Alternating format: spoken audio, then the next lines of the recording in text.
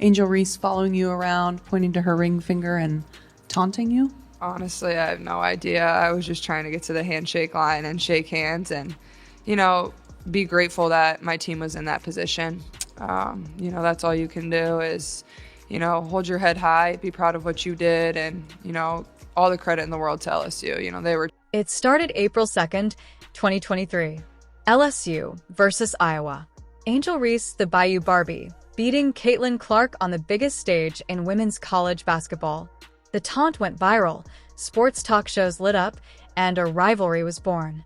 Fast forward to the WNBA. Both rookies, both hyped, both carrying the weight of massive expectations. But only one is delivering historic numbers night after night. Dog, you can't teach that. I'm going to go out and do whatever it takes to win, and every single night. My teammates rely on my energy. So being able to continue the energy, even if we're down, even if we're up, that's what I... The rematch was supposed to be competitive. Instead, it turned into a statistical slaughter. Clark, 42 points, 8 rebounds, 7 assists on 60% from deep. Reese, 11 points on 4 for 15 shooting, visibly frustrated as her team shot a dismal 38% from the field. Fever, 50% shooting. Sky, 15 turnovers. Even the rebounding battle Clark's team snagged 12 more boards. The numbers weren't just lopsided, they were humiliating. She was just listed as something that is really, really impressive. She was listed as one of Forbes 30 under 30 for sport. Defenders? More like spectators. Clark pulled up from distances that should require a TSA checkpoint, hitting shot after shot. When she wasn't scoring, she was orchestrating the offense with surgical precision no-look passes, cross-court lasers, and a tempo control that made veteran point guards take notes. It's the kind of play Sue Bird called a cheat code, and it's redefining how rookies are judged. Caitlin Clark finished up one of the most remarkable years of basketball playing in quite some time. Reese has built her brand on swagger, confidence, and being unapologetically herself. But swagger without execution doesn't sell tickets or sneakers. Against Clark, the signature trash talk felt hollow. Social media roasted her with captions like, "She came to your city and took it." And while Reese spoke post-game about representing those who look like her, the performance left analysts questioning if she could deliver when the stakes and the spotlight were at their peak. The point that I'm really not understanding in all of this, and I feel like it's been such a pattern throughout the entire season, it feels like there are still certain people within the WNBA who want the league to grow, but they don't want it to grow if it's certain people at the... The aftermath was instant.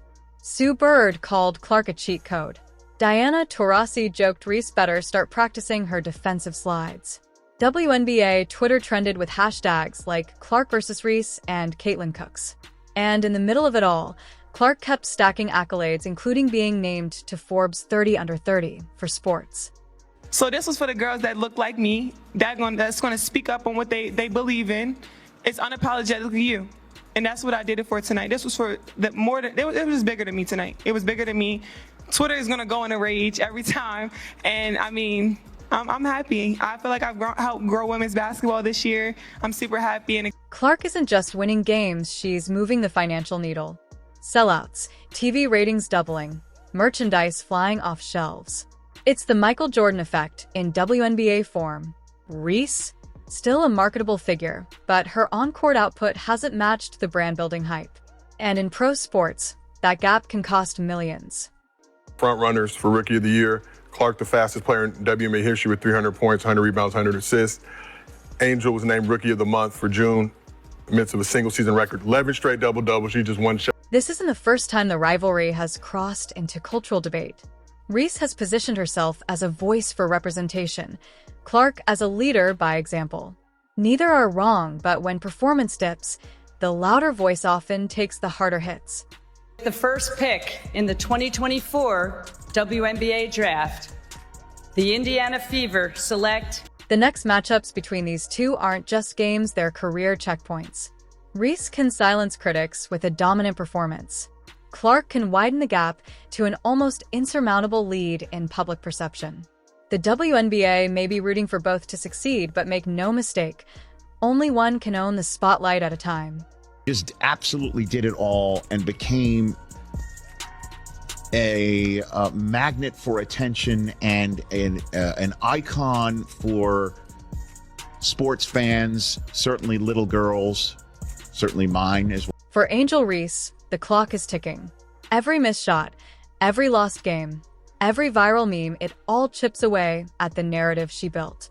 For Caitlin Clark, the sky's the limit. But in rivalries like this, nothing is permanent except the receipts. She wins the national title. First thing she does, she mocks Caitlin Clark. And then she doesn't even celebrate with her teammates. So she's made it personal with Caitlin Clark.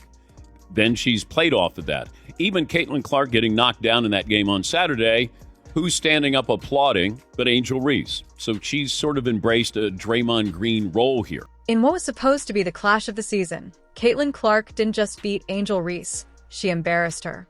Social media exploded. The WNBA's biggest rivalry just got personal, and now the future of women's basketball might never be the same. It all started from the national championship game, and I've been dealing with this for 2 years now.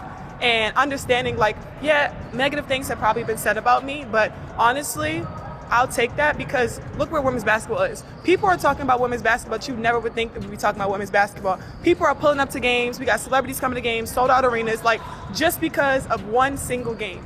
And just looking at that, I'll take that role. I'll take the bad guy role, and I'll continue to take that on and be that for my teammates. And if I want to be that, and I know I'll go down in history, I'll look back in 20 years and be like... This wasn't just any game.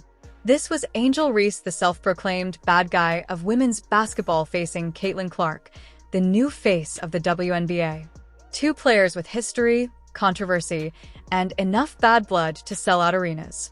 Their rivalry started back in the 2023 NCAA National Championship, when Reese famously mocked Clark with the now iconic, "You can't see me" gesture. From that moment on, the battle lines were drawn. The reason why we watching women's basketball is not just because of one person, it's because of me too, and I want y'all to realize that. Fast forward to this season, the WNBA built this matchup as the game to watch. Reese, drafted to the Chicago Sky, carried herself with swagger. Clark, leading her team in scoring, entered with MVP-level hype. The stage? Packed arena. Celebrities courtside. Millions watching online. But nobody expected what came next. Angel Reese spoke to the media. She didn't speak to the media after the game against Caitlin Clark. From the opening tip, it was clear Clark came to dominate.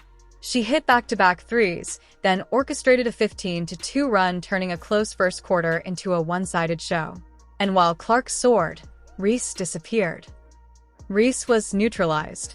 2 early fouls forced her to the bench. Her usual intensity? Gone. And the moment Clark hit her 4th consecutive three, the crowd erupted, and Reese could only shake her head. Meanwhile, Reese doubled down days later, telling reporters, "I'm still the best at what I do. Confidence is great, but some called it delusion." This wasn't the first time tension flared between these two. From the mocking gestures in college to Reese applauding when Clark got knocked down earlier this season to passive-aggressive social media posts, every encounter adds fuel to the fire. Reese has embraced the villain label. Clark? She's let her game do the talking, and that contrast has made this rivalry must-watch basketball. The aftermath shook the WNBA.